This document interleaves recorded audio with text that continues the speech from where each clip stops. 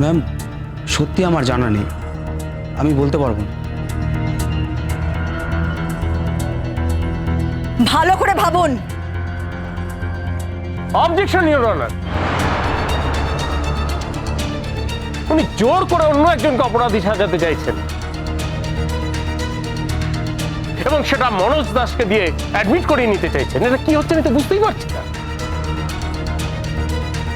Objection your honour. উনি বারবার আমাকে কাজে বিরক্ত করছেন, বারবার প্রত্যেকটা মুহূর্তে আমার কাজে হস্তক্ষেপ করলে উনার উদ্দেশ্য সম্পর্কে আপনার ধারণাটা নিশ্চয়ই পরিষ্কার হচ্ছে। তা না হলে আমি কাকে কাকে কিভাবে প্রশ্ন করব সেটা উনার এখতিয়ারের মধ্যে পড়ে না। আমি যে কোনো কথা বলে দিলেই তো সেটা প্রমাণ হিসেবে ধার্য হয় না। আমি জানি আমাকে তার সাপেক্ষে প্রমাণ দিতে হবে। প্রমাণ না দিলে আমার কোনো কথাই ধার্য হবে না, সেটা কি উনি জানেন না? আপনি দয়া করে শান্ত হয়ে বসুন। এ নিয়ে আপনাকে দুবার ওয়ার্ন করা হল। আপনি বলছেন আপনি নাম জানেন না, আপনার নাম মনে পড়ছে না। সত্যি ম্যাম, নাম মনে পড়ছে না। আপনি যে কাজটা করেছেন সেটা সাজা জানেন? বলুন, সাজা জানেন?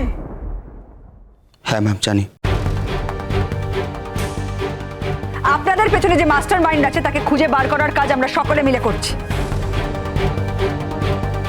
সেই মাস্টার মাইন্ড যদি সামনে আসে এবং তার উদ্দেশ্য যদি পরিষ্কার হয়, সেক্ষেত্রে তার সাজা এবং আপনার সাজা এক হবে না, সেটা নিশ্চয়ই বোঝেন। হ্যাঁ ম্যাম। তাহলে আপনারও দায়িত্ব যে এই মাস্টার মাইন্ড কে, কার নির্দেশে আপনারা কাজ করছেন সেটা জানতে চাওয়া, সেটা খুঁজে বার করা। ম্যাম আমার বস তো এখানে নেই, আর তিনি ফোনও ধরছেন না। ম্যাম আমি তো লকআপে রয়েছি, আমি ওনাকে ফোন করব কি উপায়? কোনো উপায় নেই। আপনি দয়া করে আপনার বসের ফোন নাম্বারটা আমাকে দেবেন। হ্যাঁ ম্যাম দেবো, নিশ্চয়ই দেবো। এই সওয়াল জবাব শেষ হয়ে গেলে নাম্বারটা আপনি আমাকে লিখে দেবেন। ঠিক আছে ম্যাম। আচ্ছা, একটা কথা বলুন তো, আপনি কি মনে করেন না যে আপনি যে কাজ করছেন, যার নির্দেশে এই কাজটা করছেন, তার সামনে আসা উচিত? 100 বার ম্যাম, আলবাত। ম্যাম আমরা গরিব মানুষ, তাই এই কাজকর্ম করেই সংসার চালাতে হয়। ম্যাম কোনো কাজকর্ম নেই বলে এই পেশার সঙ্গে যুক্ত হয়েছি ম্যাম। ম্যাম কিন্তু আসল অপরাধী তো তারা, যারা আমাদের সামনে গিয়ে তারা পিছনে নিয়ে নিজের কাজটাকে হাসিল করে নেয়। আর আমরা বসে বসে জেলের ঘানি টানি। ঠিক আছে, আপনাকে অনেক ধন্যবাদ। আপনি এখন আসতে পারেন। ইওর অনার, আজকের মতন আমার সওয়াল শেষ। ধন্যবাদ আপনাকে। আজকের মতো আদালতের কাজ স্থগিত রইল। আগামীকাল এই মামলার চতুর্থ শুনানির দিন।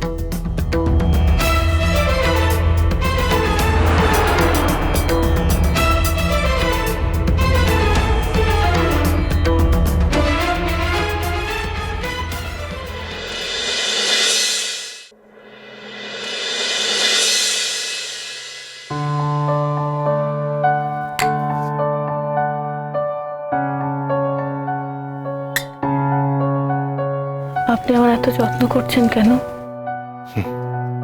যত্ন করছি, আমার কোনো উপায় নেই তাই জন্য। কেন উপায় নেই কেন? আসলে আমি তোমাকে কিছুদিন আগে একটা কথা বলেছিলাম, তোমার মনে আছে কিনা আমি জানি না। আমার প্রাণ ভমরাটা সেটা তোমার কাছে আছে, তাই জন্য। মানে কে নিজেকে না বাঁচাতে চায়? আমি তো নিজেকে বাঁচাতে চাই, যা করছি নিজের স্বার্থের জন্যই করছি, নিজে ভালো। আপনাকে এত অপমান করি, এই ঘরে এলে আপনার উপর রাগারাগি করি, তবু আপনি হাল ছাড়ছেন না।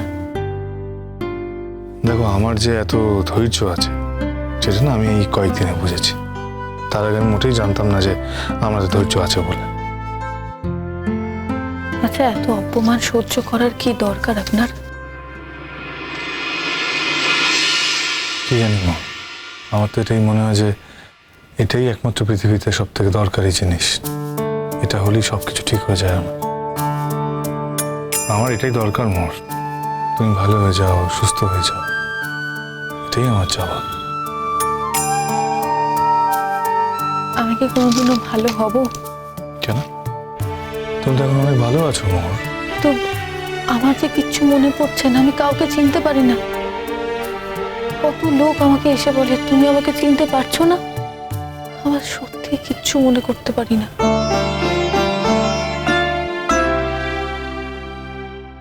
মোর জোর করে মনে করার চেষ্টা করো না। আমি জানি যে তুমি চিনতে পারো না বলে খুবই কষ্ট পাও।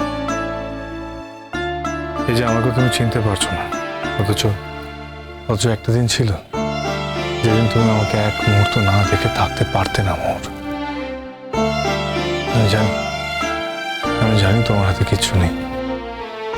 আসলে তোমার মনটা তো তোমার মধ্যে নেই মোর। মনই তো চিনিয়ে দেয়, মনে তো স্মৃতি তৈরি করে। সেই মনটা যদি তোমার নিজের মধ্যে না থাকে, সেই মনটা যদি হারিয়ে যায়, তুমি নিজেকে চিনবে কি করে?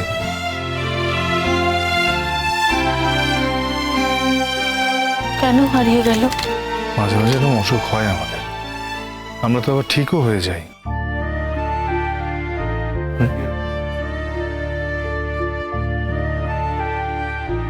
আচ্ছা, গায়ে জ্বর হলে জ্বর ভালো হয়ে যায় না? যায় তো। সেরকম মনেও যদি কোনো অসুখ হয়, মনেরও যদি জ্বর হয়, তাহলে ওষুধ খেলে সেটা ঠিক হয়ে যায়। বুঝেছ? আচ্ছা, এই ওষুধটা খেতে হবে তো, ধরো।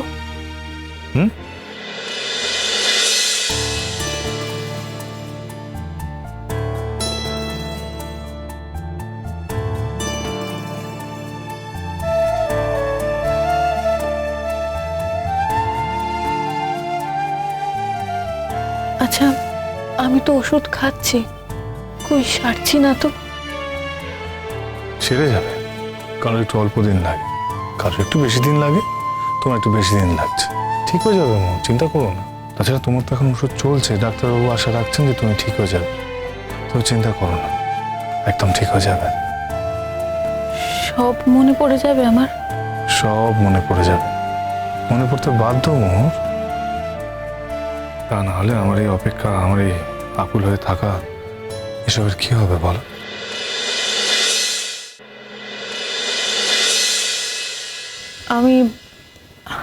আমি আর ওই কোর্টে যেতে চাই না। কেন মোহর?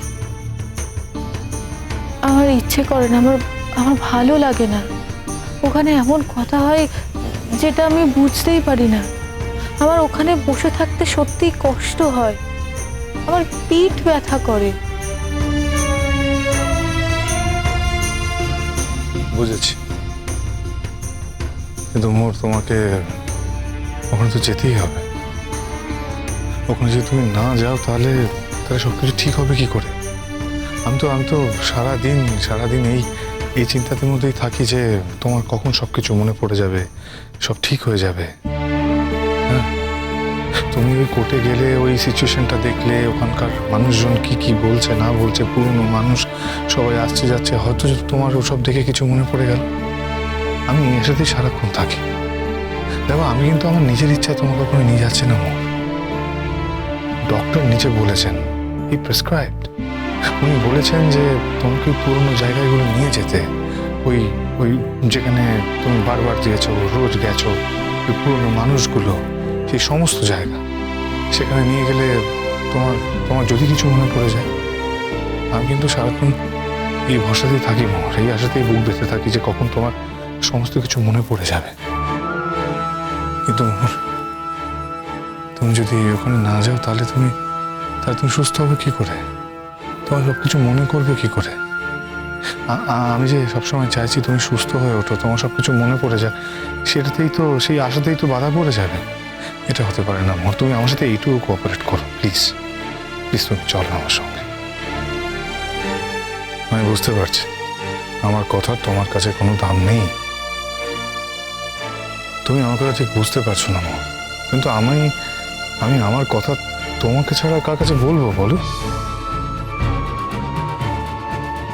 আপনার তো ওষুধ খাওয়ানো হয়ে গেছে, এবার আপনি চলে যান। হ্যাঁ ও ও, হ্যাঁ হ্যাঁ হ্যাঁ আচ্ছা ঠিক আছে, আমি তোমার বিরক্ত করবো না, আমি চলে যাচ্ছি। শুনুন, হ্যাঁ বলো। আপনি কি আমায় ভালোবাসেন? অনেক তো দিন গেল বৃথাই সংশয়ে এসো এবার দ্বিধার বাধা পার হয়ে অনেক তো দিন গেল বৃথাই সংশয়ে এসো এবার দ্বিধার বাধা পার হয়ে তোমার আমার সবার স্বপন মিলাই প্রাণের মোহনায় কিসের মানা হবে চেনা হবে জানা উত্তর দিলেন না তো। তোমার কি মনে হয় মোহর? জনশ্রুতি নানান মতে মনোরথের ঠিকানা এক এক সময় মনে হয় আপনি আমাকে ভীষণ ভালোবাসেন, কিন্তু কেন বাসেন?